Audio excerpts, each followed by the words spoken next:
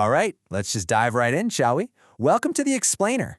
If you're a focused learner who absolutely loves turning super complex guidelines into clear, actionable knowledge, well, you're in the exact right place. Today, we're tackling medical coding basics, and we're looking specifically at how to navigate complex pregnancy scenarios. Now, before we even look at a single code, we really need to acknowledge the highly technical nature of our source material today.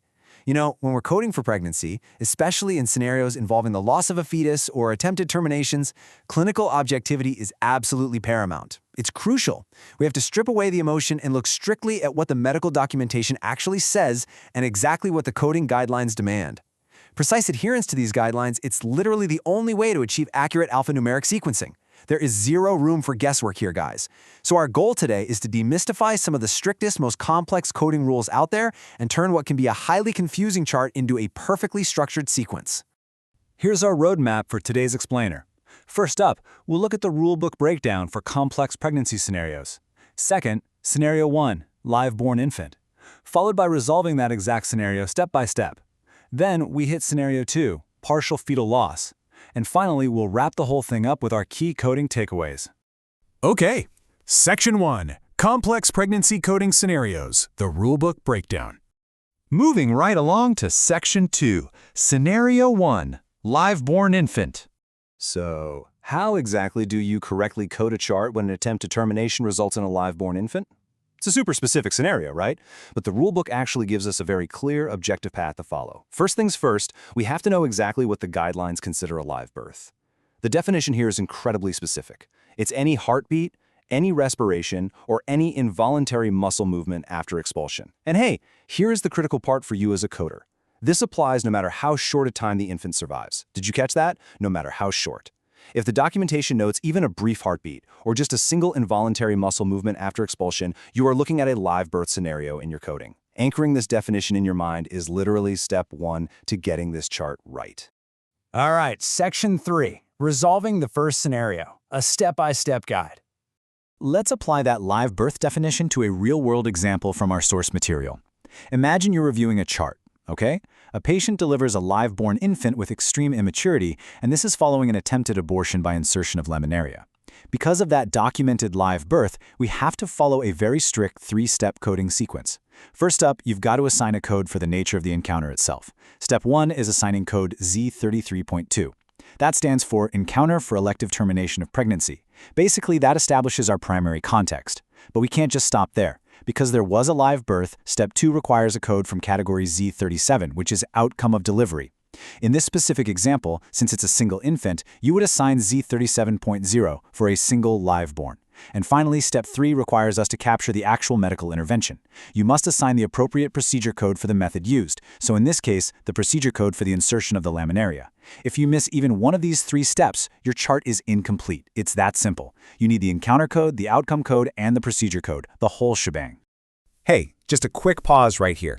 If you're finding this explainer helpful and you like my medical coding videos, please take a second to hit that like button and subscribe to my YouTube channel. I absolutely love making these medical coding explainers for you guys, and subscribing is really the best way to ensure you never ever miss a guideline update or a complex scenario breakdown.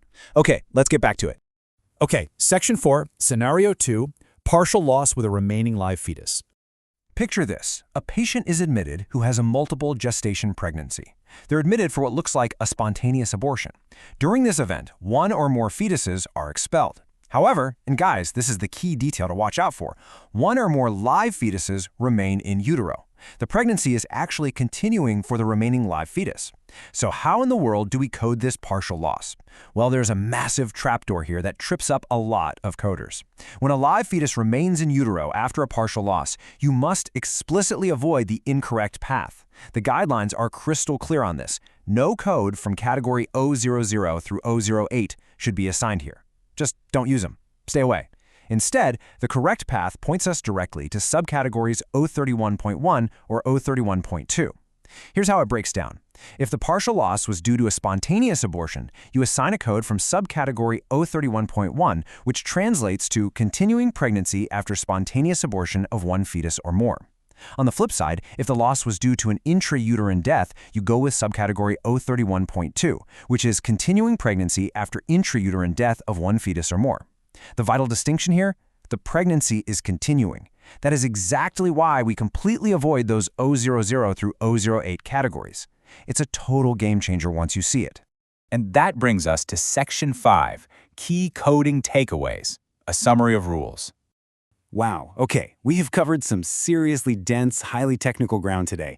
Let's cement these complex edge cases in our memory so you can just apply them effortlessly to your daily workflow. So, rapid fire, here we go. First, if an elective termination results in a live birth, you need Z33.2 to document the encounter, and you absolutely must include a Z37 category code for the outcome of the delivery plus your procedure code. All three.